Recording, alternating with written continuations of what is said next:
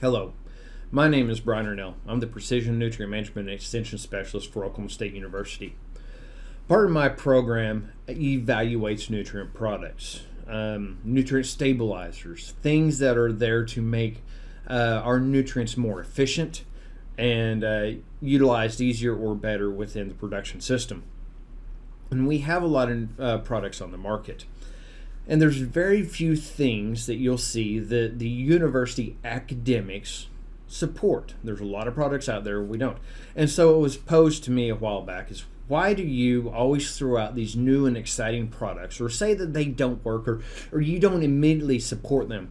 So I really wanted to go through and talk about the process that at least I have when it comes to evaluating new products that are placed on the market. And quite often you don't see me providing glowing support. You know, a side note to this is when I first came up with this is I really thought about calling this, why do academics keep poo-pooing new products? Why do we keep just, not really supporting them? And so as I said earlier, I want to take this opportunity to do this slide deck and walk through the approach I have to testing, evaluating, and understanding new products. First, how do I see my job? What is my role in this? And you need to understand that I represent a very diverse state, and I need to come at this as an unbiased and yet cautious approach to recommending nutrient inputs. I do not want to suggest things to my producers that add added cost without positive benefits, whether economical or environmental benefits to that added cost. And so we go through my state. Oklahoma is extremely diverse. We go from about 300 foot above sea level to almost 5,000 foot above sea level.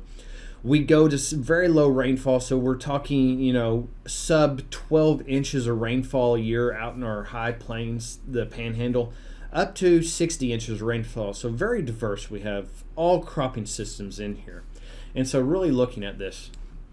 And you also have to look at it and understand that most of us have a past dealing with something called snake oils, dealing with those fly-by-night products that come in and go. And so I've got a 3-inch, 3-ring binder of products that my predecessor's predecessor put together. So we're talking 70s, 80s, and 90s. And these material data sheets, this advertising sheet, this 3-inch binder, I found a lot of the products that are on the market today were sold back then, and yet there's nothing supporting them. So we all have a past. Producers have a past with snake oils, those things that are cure-all and beat-all. And everything has a bit of truth and everything has a bit of exaggeration, I guess you might say, when it comes to it.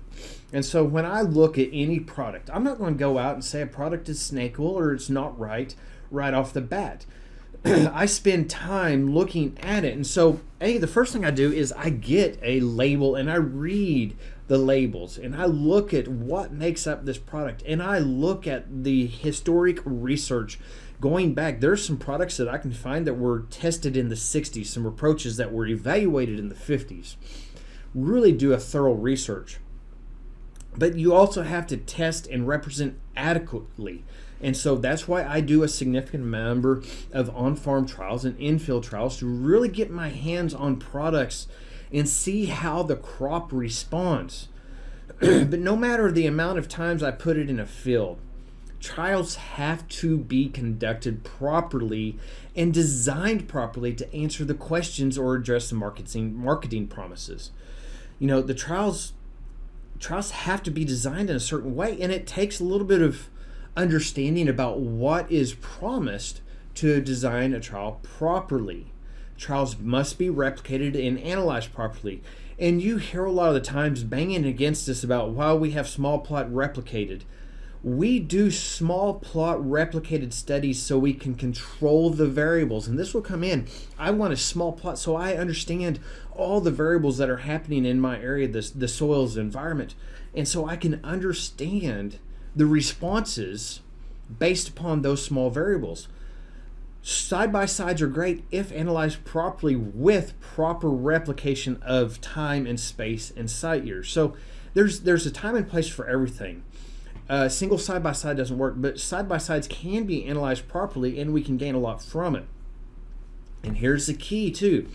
Data must come from diverse environments, from the desert to the rainforest. I need to see what happens under rain, under drought, under high pH, under low pH, under heavy soil, under light soil.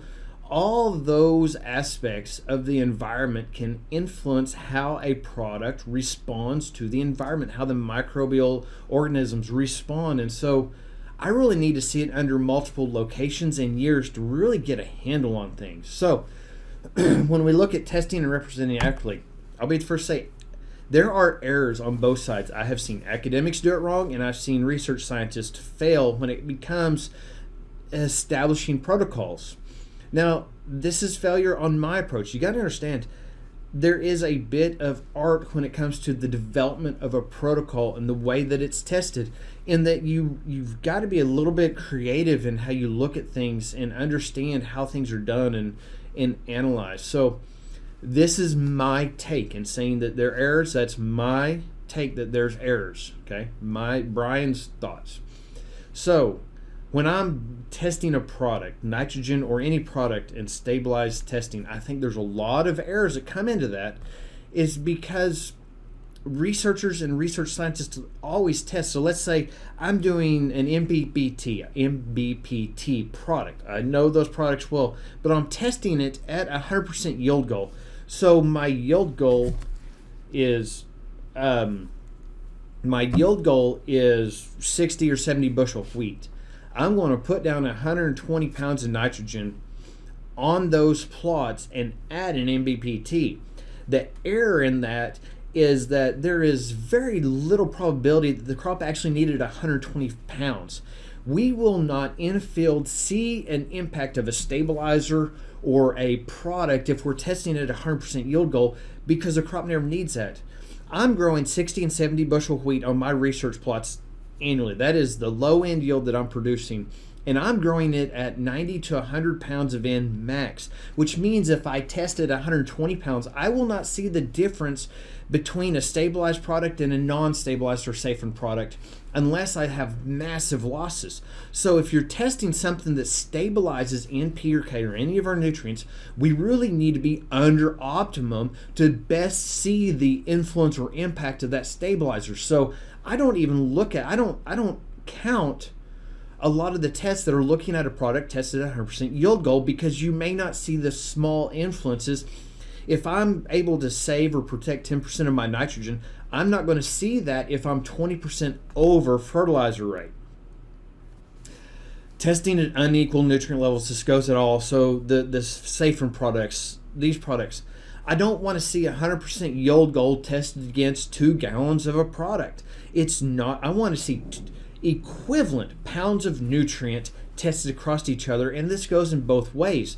Seeing a safen product only tested at 100% of the yield goal, it's got to be low levels or equal levels. You can't do unequal levels of the nutrients and state that you see anything or see differences, because they're not at equal levels and equal testing grounds. It's got to be equal nutrient levels. It doesn't matter the source of the product. If I'm putting on 10 pounds of nitrogen as a safen nitrogen or slow release, I've got to have 10 pounds of nitrogen as urea, UAN, or ammonium nitrate. Period. Same thing with P and K. Finally, not collecting all the data. We gotta collect all the data to make sure we have data that explains the system, that explains what happens, including weather, including environment.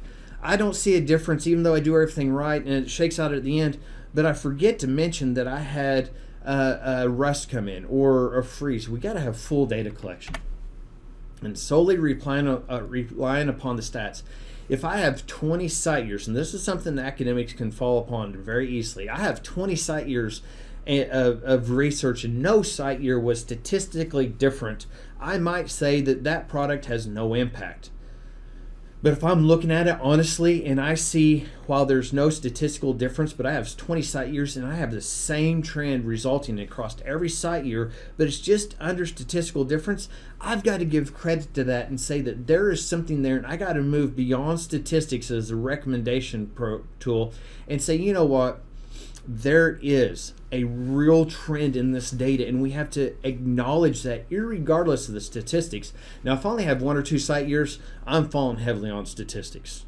But it's that addition of site years and environments that we learn from and look at. How does marketing fail? This gets me a lot, and I've had this happen. We have yield in bushels.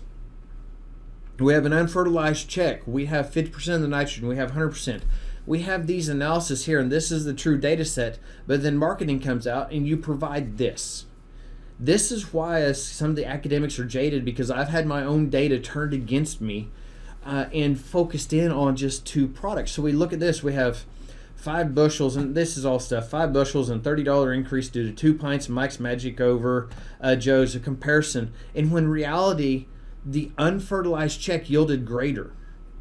They didn't include that. You didn't have that. There was no nitrogen response here.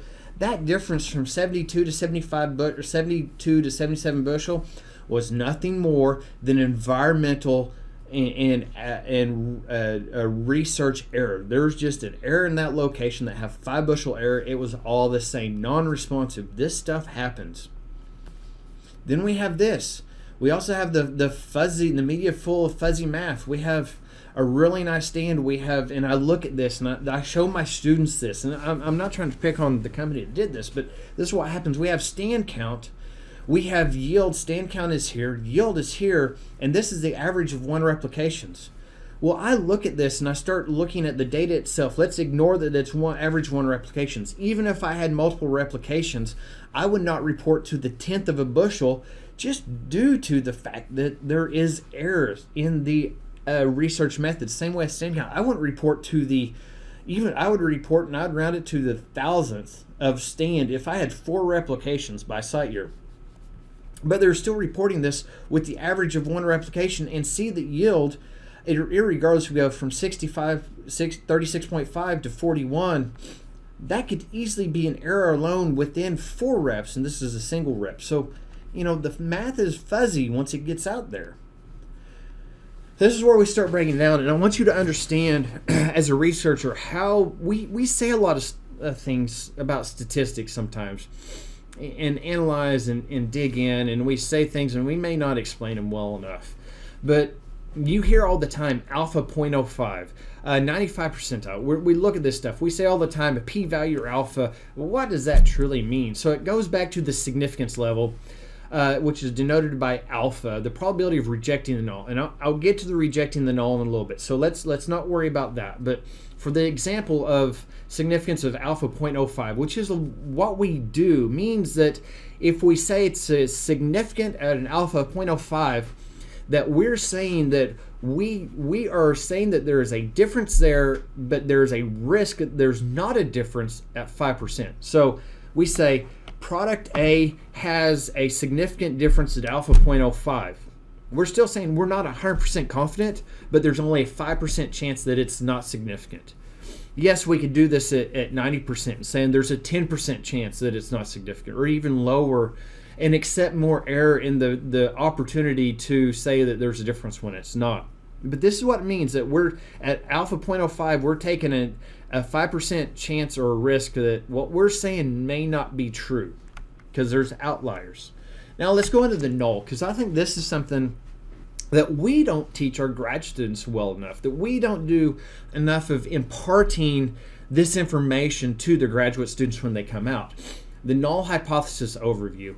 So the null hypothesis, and I stole this from statisticshowto.com. I thought they beautifully wrote it. So this is all stolen from a website. But the null hypothesis is the commonly accepted fact. So this is what we're testing against, right? We have a hypothesis that if we do this, this will happen. That's the alternative hypothesis. The null hypothesis is that what we want to see happen won't happen. So researchers work to reject the null or disprove the null hypothesis. We aren't even looking at trying to accept or reject the alternative, but that's what we're using to explain it. And then we work to reject the null. So we try to explain what the phenomenon might be, but we're trying to reject the null, that nothing's happening. So why do I test it, and why not just prove the alternative? So the short answer is we're kind of required as a part of the scientific process to show that our new theory is real. And by that, it's disproving the old theory, which is the null hypothesis. So science uses a battery of processes to prove or disprove theories, making sure that any new hypothesis has no flaws. So our alternative or our new hypothesis, we basically got to show that the old hypothesis is wrong. And so the old hypothesis might mean that could say that nitrogen does not impact plants, and our alternative hypothesis is that if I add nitrogen, the yield will increase. So the real hypothesis in testing products is that the product has no effect. The alternative hypothesis is that the product does increase yield or increase growth. We have to reject the null. We have to say that there is a difference. That's on us as researchers to prove that there is a true difference. When we look at it statistically, though, we're working with, through analysis, we have 3 different types of errors that, typically we have to accept at least one of these error types. First, type 1 errors, rejecting the null hypothesis when it's true. That says that I'm going to take an error and say that I'm okay with saying that the treatment effect is happening even though it's not. The second, type 2, is I reject the null when it's false, saying that there is no treatment effect when there actually is. Now think about this as an academic versus industry, type 1 versus type 2 error, and how it could easily be different. Type 2 is saying, I don't want to go out there and say there's a difference happening when there's actually not. So I'm going to be on the safe side and say that there is no difference, even though there's a chance there is. The type 1 error is saying that I'm going to go out there and I'm going to say there's an effect and be okay with that even when there's not. So there's more error in there might not be a response. Now think about how that can be used in academics versus marketing. Type 3 error, which ones we typically work with, is saying that there's a difference from the check, so that there is a true treatment difference. But the error could be that it's actually not due to the treatment, that there's some underlying variable causing that difference. So there's type 1, type 2, type 3 error. And the way we analyze statistics will have one of those 3 as a predominant potential failure in our stats. And so we got to look at this. Are we going to run a type 1 potential error? We're going to have a type 2 potential error. I'm going to always go to this part right here is I want to be cautious on the side of not recommending. I'm going to be absolute positive that when I say there's a difference, there is a difference. When I get down to it, what do I need to say? What do I need to see to say that I approve? So I need to know. So this is just me. This is what I look at when I'm evaluating my data. I need to know that if I recommend something, it's going to work a majority of the time and have a positive ROI. I am well aware that there's nothing that's going to work every time. It's not going to happen. There's nothing that's going to work every single time. Even nitrogen as a fertilizer itself is not always going to give you a positive ROI.